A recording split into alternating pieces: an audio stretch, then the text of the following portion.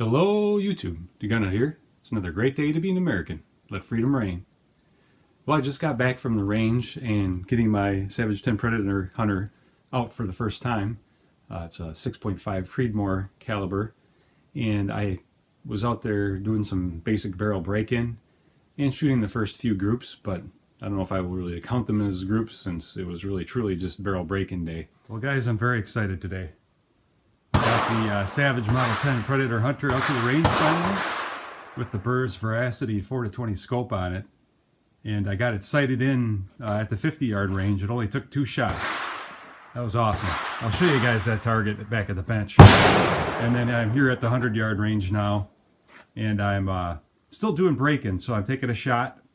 And then I'm cleaning. And then taking another shot. And I'm doing that for 5 rounds, so I got 3 more to go. And then I'm going to do 5 and then clean and 5 and then clean. So I'll be shooting some groups, not expecting it to be the best accuracy ever today since we're just breaking in. But I am hoping to, you know, get some idea of if this was a good purchase. Using the American Whitetail. And this is I believe it's 140 grain. I'm sorry, 129 grain interlock. And right now I'm about an inch high, maybe slightly less.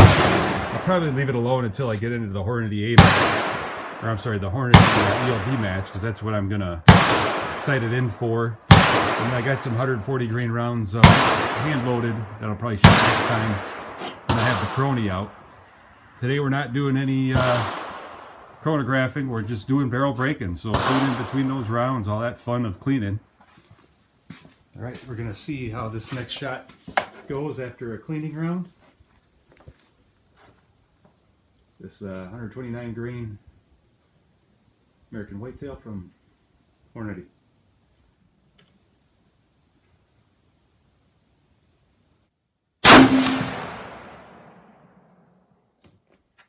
That was probably just about a ½ inch away from where the other shot went. Again, I'm not really going for accuracy, just doing barrel breaking.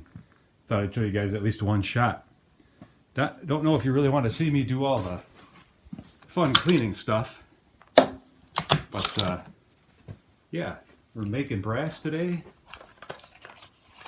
Making empty brass so we can try some of the Hornady brass. Got some of the Peterson brass loaded up with the 140 grain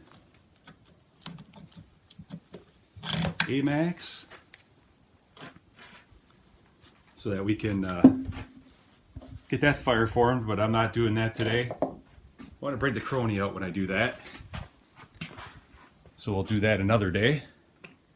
Try to stay focused on barrel break-in. That was the 4th shot. Really not going to be the most accurate today with playing around with the break-in procedure. All right, we're on our 5th shot of the barrel break-in process. 5th shot ever through my gun. And then after this, we'll clean one more time, and then we'll shoot a group of 5. You know, we're shooting American Whitetail from Hornady. I think I've said that already. It's got the Burrs Veracity 4-20 on it. I'm really liking this scope.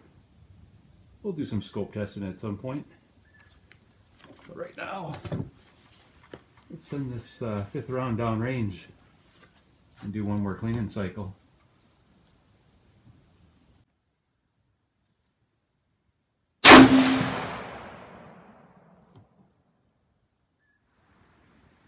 Gosh, it must be right next to one of the other two because I don't see a 3rd hole.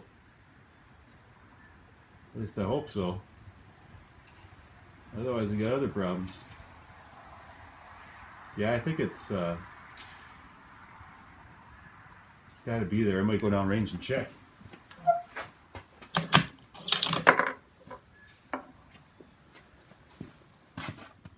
This is actually 3 shots. As far as I can tell, there's 2 into that hole, because I don't see the other one. That's pretty awesome. So as I mentioned in the range footage, I use this American Whitetail for doing the basic barrel break-in, the 120 grain interlock. And it took me only 2 shots at 50 yards to sight in the gun.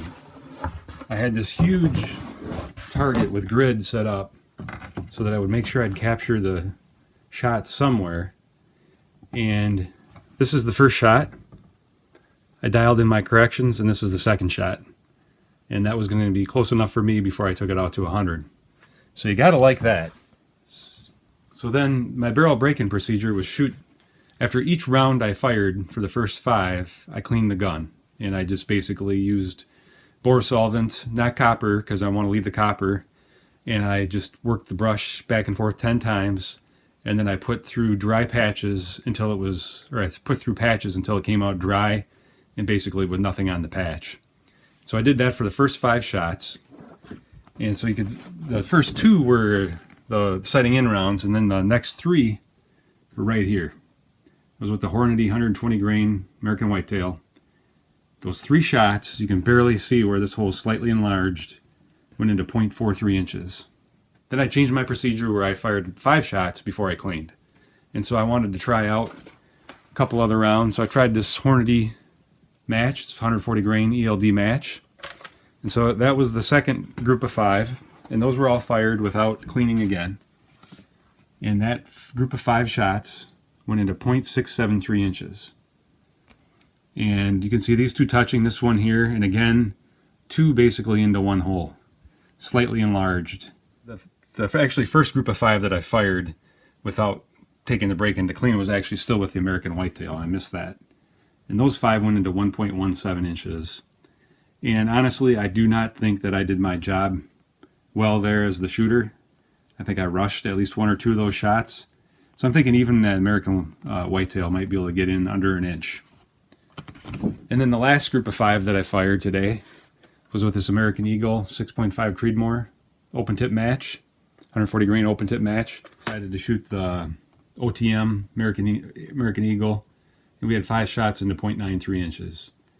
Again, I feel like this gun could probably shoot 1 hole groups if I do my job. That one was a little bit bigger. I don't think it was all me, but still under 1 MOA. These shots were all at 100 yards, except for the first 2 I showed you were at 50 in the sighting in. Scope on my Savage Model 10 Predator Hunter is the Burris Veracity in 4-20 power. And I have it in Leopold PRW rings. Today's shooting conditions were, it was 38 degrees, but it was foggy. The air was very damp. It was misting most of the shooting session. No real wind to speak of. It was probably 5 or less. So that's what we got. I'm pretty excited. This thing shoots like a pussycat. It is very low recoil. I was really surprised. It recoils less than my son's 243, which makes sense. That is quite a bit lighter. This gun weighs in at about 10.7 pounds, so the weight does soak up the recoil.